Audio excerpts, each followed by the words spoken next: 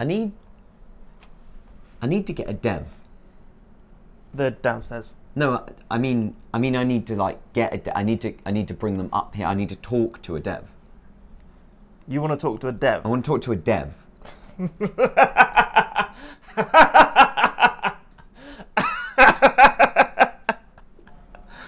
Oh, you're serious? I don't know. You'd have to like catch a dev whilst they're off to the kitchen or something. I don't know. Catch a dev.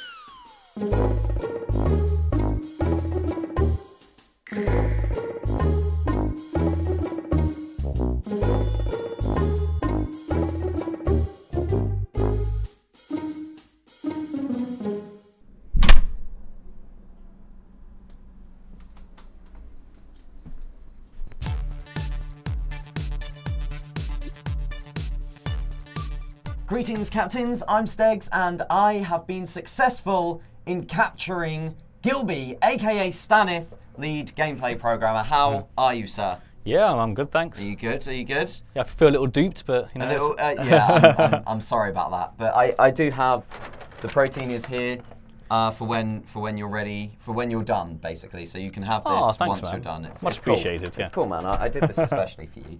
So this is basically a developer Q&A where you guys have asked us some questions on the Steam forum, and we're going to answer a couple of them. We're going to try and do this as much as we possibly can. So without further ado, let's get into it. All right. Cool. Here we go. The first question, Stanith, is from Nebula. How often does a ship idea from the community get accepted?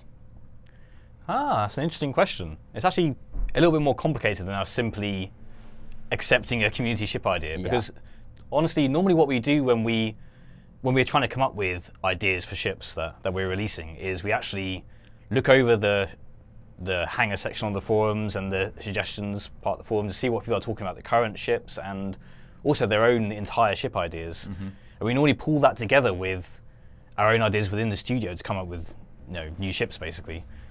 And often we need to make sure that whatever new ship we're releasing fits in with the current roster of ships as well. Yeah, for sure. So I mean, there have been some examples of ships, such as the Raven, I think, was originally submitted by someone in the community. Nice. And yeah, it was, yeah. Good ship, good ship. However, it did need to change a fair bit in the end to actually fit in with the rest of the roster and also fit in with what we were able to do in time constraints, etc. Sure. So the answer is that we're always looking at the forums, we're always looking at the suggestions and ideas part. A lot of the ideas you guys come up with as well are ideas that we want in the game too. Yeah, exactly. And all the cool stuff will make its way in there eventually. We just have to prioritize and see what's feasible to put in there. But honestly, we are always reading those sections of the forums. No, rest assured that we do read it. So thanks, Nebula. We appreciate that. Good question. Good question. Next up, and this is an important one. This is probably the most important question of the entire day, Stanith. From Evil Popcorn Generator 101, who pays for the burrito power each day? That is an important question. It is an important question. Presumably, let's talk about like the Thursday playtest. Thursday playtest and stuff. That's it. You see, luckily the ECG graciously, pays for it for us. So in the evenings we get free burritos. It's great. It's free burritos. It might even be pizza power. It is sometimes pizza power. Once it was Greek food power. Yeah, it was great. There was like kebabs. It was beautiful. I like a bit of variety myself. So, you gotta have a bit of variety. You can't have pizza every Thursday. It's just not. Too much. Not every time. Thanks, Evil Popcorn Generator. Right, next question. Stardama69. How long does it take you to design a ship, and what are your most common sources of inspiration for that? See, that's an interesting question because it is very much an ongoing process. Like almost all the time throughout sprints and stuff, we're constantly bouncing ideas off each other, of like, you know, new ship ideas that we sort of put into the pipeline. And then much later on, when we actually decide, right, now we're actually going to make and release a ship, we then sort of try to nail down what the design of that ship is. Now that process, the process where we have very much just a concept of a ship. Let's say we decide we're going to make a stealth ship for TDS. Now what's it going to be? We'll probably spend a couple of weeks or so deciding what those abilities on the ship are going to be, and then we'll start trying to prototype it. And then the actual development process of making a ship is a good month or so, because you have to have the artwork created for it, which is often sometimes created a little bit beforehand anyway. There's often overlap with the artwork and the design process. Right.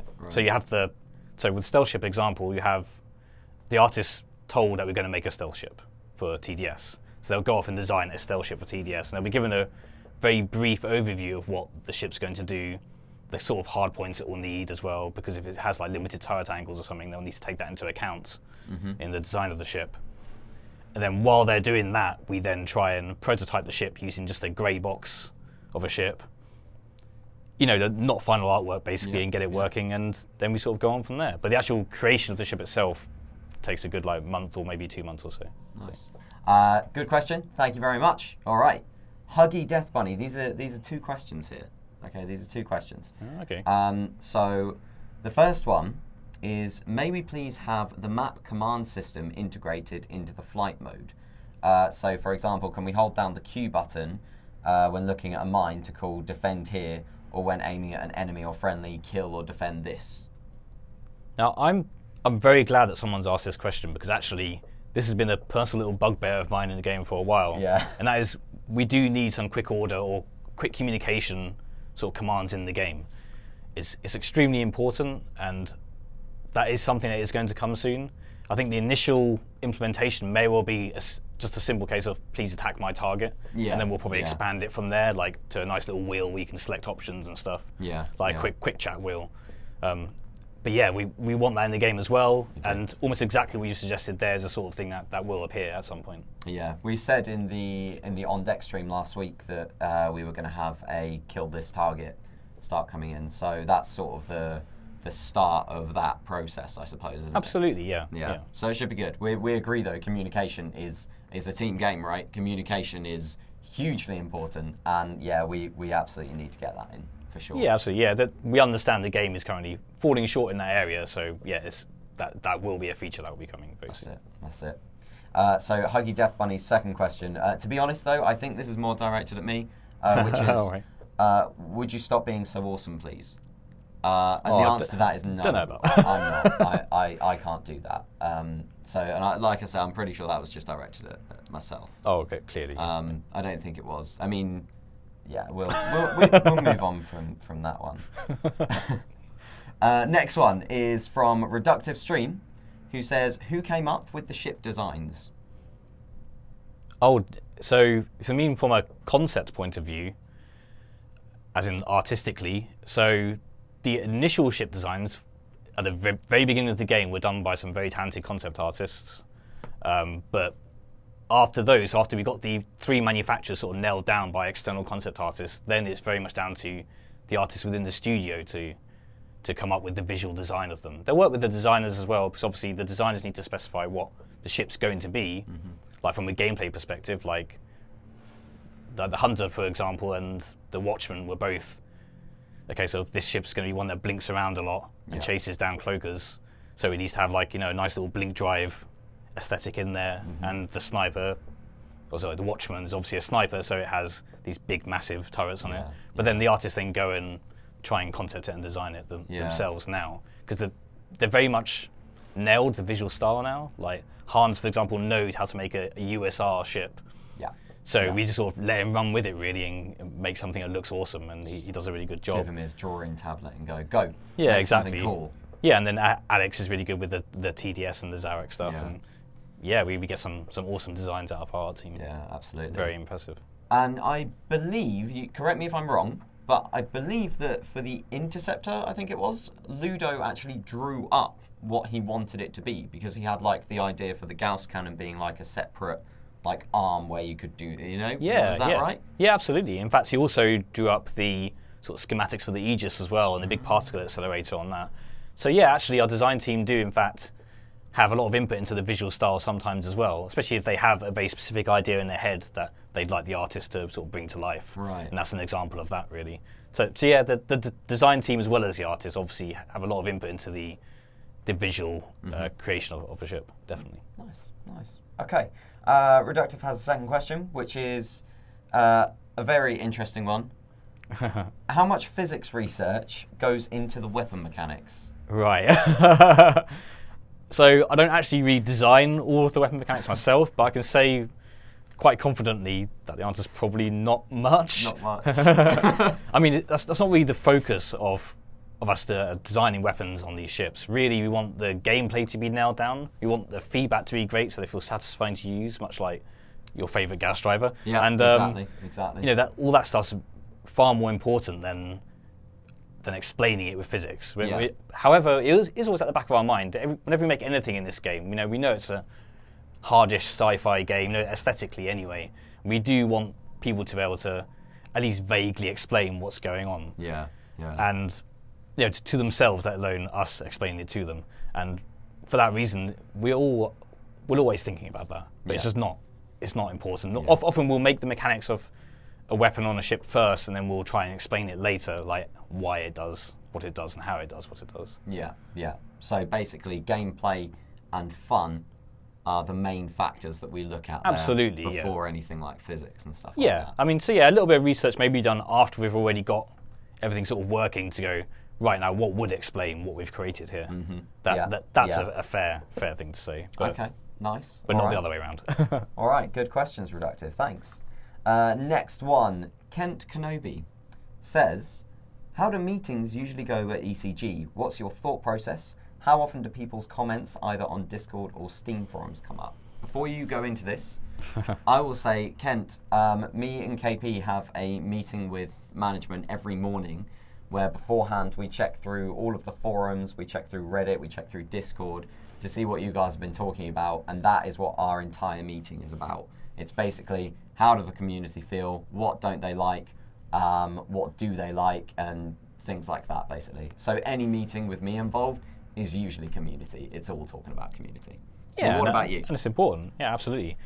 So I'd say our meetings vary quite a lot, because sometimes we have very focused meetings where we all go into a room and we discuss a very specific topic, such as what's Quick Play going to do, like the most recent update, or perhaps what the next ship is going to be, the next new ship. And other times our meetings are incredibly ad hoc, like just around someone's desk even, just discussing like an element of the UI or something, or anything like that, really. So I'd say really they vary a lot in their structure as well as the topics. As far as community involvement is concerned, I'd say it comes up quite a lot, actually, like comments on the forums, especially when it comes to like ship balance or new ships we're making.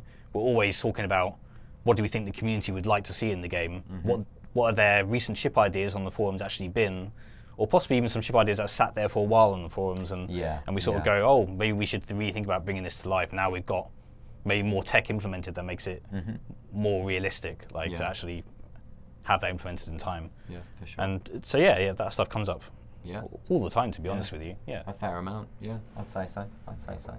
And Kent has a second question, which is a bit of a tough one. This. Because I know you don't strictly deal with MMR, but I thought, you know what? That is true. you write code, so I'm going to throw it at you anyway. Yeah, that's cool. You know, that's how my brain works when I think about code. So, who decided the MMR brackets should be as they are now?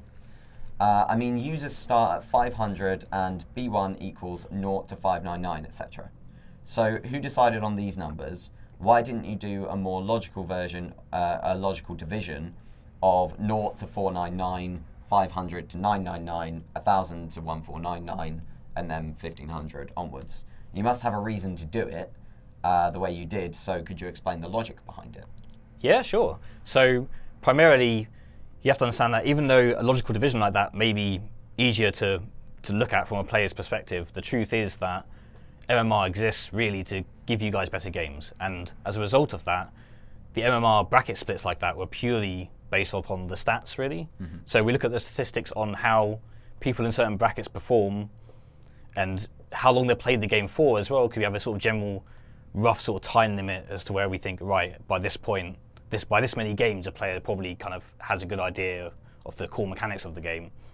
And we use that to draw the lines in the sand of where we think a MMR bracket should lie, basically. Yeah. And then there's also the other factor of the actual spread of players throughout the player base isn't equal. There's not an equal number of 2,000 MMR players as there are lower brackets. So it very much clumps up towards the lower end as well. Yeah. And so we have to take into account matchmaking times too and make sure that everyone gets a good experience. But if we split it up evenly like that, the truth is you wouldn't have the same experience that you even do now, because you'd end up with, well, I imagine there, so what are those examples there again? So it was like 0 to 499 and 500 to 999. So that, for example, you're clumping in a lot of new players into 2 brackets there. I don't really need to split into 2 brackets, for example. Really, they're all new players, so it's not necessary to have that divide that early on. And that's just one example of why those specific brackets wouldn't really make too much sense. All right, nice. Okay, and we've got final 2 questions. The first one is from Rancid Rants. Okay. How did you get into the games industry? Oh, it's a question for me specifically. Well, I mean, this is how did you all get into the games industry? Oh, okay. So I'll give a little answer to this as well. So I'm going to let you go. You go. Okay, so me personally, when I was younger, I used to mod games a lot, mainly Doom, Quake, Red Alert, a lot of old school games like that. I know I was very much a tinkerer. I'd make maps and stuff for games too, much like people do now in current games. And that led me on to wanting to make video games. Not necessarily specifically programming, but I definitely wanted to make video games when I was growing up, when I was a teenager. And I was completely hooked on games like Quake and Counter-Strike and Command & Conquer.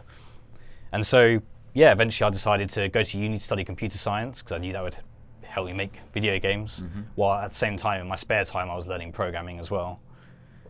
And then after university, I got my first job in the games industry as a programmer. Nice. Where was that? That was at Kuju Entertainment. Kuju. Okay. Yeah. Very nice. Very nice. Mine's relatively simple. It's that I kind of accidentally fell into the industry, to be honest. Really? Yeah. Mine wasn't a specific. I want to work in the games industry. Like I always liked games when I was younger, and I always played them, but I didn't really sort of think, oh, I want to be in the games industry. So I was working at HMV, and Beefy, one of our testers, was also working there as well. And I found out that he did testing on the side. So I found out how to get into that job. I got into testing, you know, because it was a sort of, it was a good job that I could do other things as well. Like it was like a freelance thing. And I ended up staying there for like 5 years just testing, and then I came here, and you know, and now I got moved into community manager. So I wanted to save this question until last because I think it's a really interesting question. So it's from the Jackal, who says, "What feature do you feel is missing from the game right now?" I see. Well, my answer's going to be a slight cop-out, I'm afraid. Why are you copping out on me? Why are you copping out? Well, it's not really quite. This is legitimately what I feel is missing from the game the most. Okay, all right. And I'd like to refer back to the previous question you asked me, which is about the whole quick chat command thing. Right, okay. Like the context-sensitive one. I feel that is probably the most important feature missing from the game for me. Okay. Because I feel that communication in our game is of utmost importance. If you compare our game, even to like MMOs and stuff, right? You know, they're very, very tactical. You have to like mark the enemies you want your team to take out, because it's the only way you can actually perform well in those games. Yeah. And that's currently missing from our game. I mean, without being able to actually physically talk to people, you can't just type, you know, the names of the people you want them to attack fast enough. You need some sort of quick chat will command thing, and I think that having that in the game will greatly improve the experience on, especially in public servers and stuff, right? Yeah, I mean, it's not a problem for like competitive, coordinated play in like tournaments and stuff, but for, you know, everyday game where you're going on a random server with a bunch of people you don't know, being able to have a better system than just a ping system, I think, is important. Yeah, I know what you mean. I know what you mean. Being able to actually be tactical with, you know, as you know, the community call it a pub game. Like, Yeah, you know, exactly. it will make it a much better experience for everybody. You'll be able to actually be tactical, just easier than you can at the moment. Yeah, for sure. definitely. And also it closes the gap a little bit between the pre-made team and the randomly assorted team as well. If the communication within the game is already a little better. Yeah, So. yeah, for sure. Fair enough. It wasn't that much of a cop out. You know, I'm not gonna lie, I was kind of hoping that you were gonna be like, Gamma Boss, but you know, I it's see. cool. if you want to go with that, with the sensible one, that's fine. Yeah, absolutely. I mean, yeah, sure, there are loads of features and cool stuff that's currently missing in the game that a lot of us would like to see, but as far as order of importance is concerned, I think that one is a key feature I think is currently missing and needs to be there. Of course, that is along with the Basilisk skin that has my face on the top of it as well. So that will be coming eventually. You know, I'm trying to get that prioritised higher than the chap will. So but it's not going very well. Anyway, that's the end of it. So thank you, Stanith, very much for joining me. Thank you guys very much for joining us. I hope you've enjoyed this session of Catch the Dev. And Stanith, before you go, as promised, just for joining us, that is your banana whey protein there, so you can get your arms even bigger. So it's important. Yeah, it is important. It is important. So thank you for joining us. Thank you guys for joining us, and we will see you on the battlefield.